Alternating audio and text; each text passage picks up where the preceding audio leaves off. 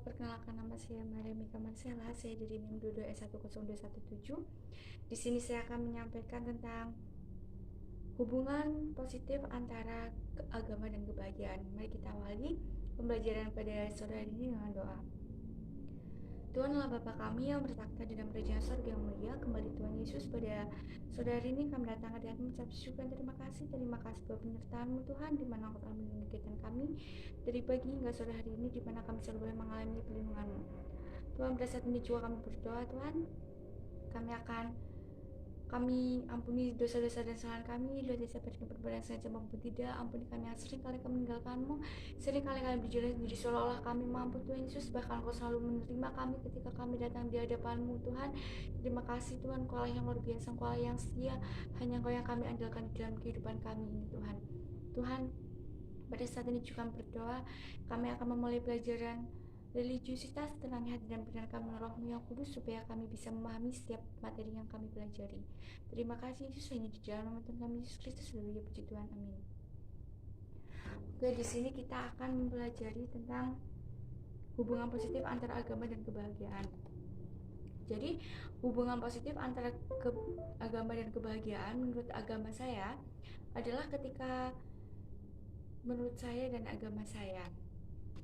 Jadi ketika kita tuh benar-benar saat kita kecewa, saat kita hilang arah, saat kita kayak merasa down dengan dunia ini, kemudian kayak misal di agama saya kita baca Alkitab, kita ngerti firman Tuhan, kita datang ke Tuhan, kita berdoa minta tolong sama Tuhan, itu membuat diri kita tenang. Kita jadi punya pengharapan, kita nggak stuck di masalah kita, tapi kita kayak punya kebahagiaan, kayak kita tuh punya sesuatu yang kita harapkan. Kayak misalnya kita lagi sedih, terus kemudian kayak kita bingung kan, kayak di dunia ini kok gini Tuhan, gini, terus kita baca Alkitab, kita punya pengharapan, kita punya pencerahan, kayak oh seharusnya hidupku gini, oh si ikut Tuhan tuh emang gini. Tapi kalau itu tuh kita punya upahnya nanti di surga, itu suatu kebahagiaan bagi kita.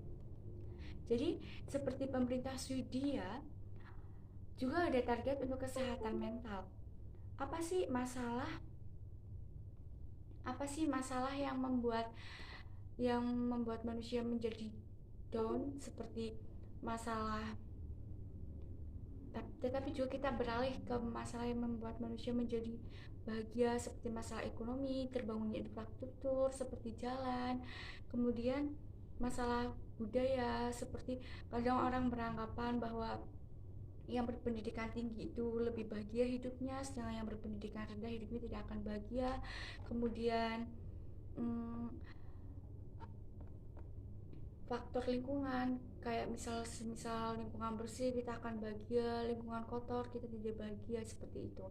Terus di Amerika juga ada yang beranggapan bahwa kebahagiaan itu tidak membuat agama itu tidak membuat kebahagiaan, karena di Amerika itu kebanyakan orang yang beragama itu hidupnya, yang tidak beragama hidupnya lebih berkarir, kayak lebih mementingkan kehidupan duniawinya dia, sedangkan yang beragama itu hidupnya stuck di itu aja. Mungkin karena mereka tuh berpikiran kalau mereka itu mampu ngandelin Tuhan di dalam segala kehidupannya, kayak udah deh aku tuh udah ngandelin Tuhan. Sedangkan kayak yang di Jerman itu kayak lebih mementingkan kebahagiaan kelompok. Misalnya di gereja di Jerman itu kayak ngasih sedekah kepada yang membutuhkan, seperti makanan kepada orang-orang yang miskin. Jadi mereka tuh kayak lebih bahagia hidupnya. Kemudian kayak yang menurut agama saya, jadi gini, agama dan kebahagiaan itu bisa dijadikan, agama dan kebahagiaan itu bisa berpengaruh positif. Jadi misal agama tuh punya peraturannya masing-masing, seperti membatasi kita berbicara kasar, membatasi perilaku kita. Jadi hal-hal itulah yang membuat kita itu bahagia. Coba kita keluar dari zona yang telah Tuhan berikan. Kita ngikuti zona nyaman kita sendiri.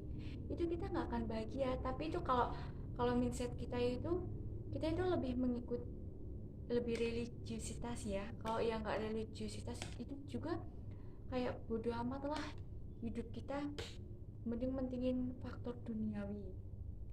Kemudian menurut agama saya seperti yang tertulis jadi pada Mazmur 919 ayat 2 berbunyi demikian, berbahagialah orang yang memegang peringatan-peringatannya, yang mencari dia dengan segenap hati.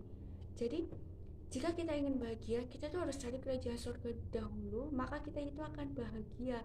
Di dalam Alkitab kita harus mencari Tuhan terlebih dahulu, seperti kita beribadah yang baik, kita saling mengasihi satu sama lain, kita nggak boleh rendahin orang lain, kita ikut apa yang Tuhan mau, pasti hidup kita bahagia. Sekian dan terima kasih.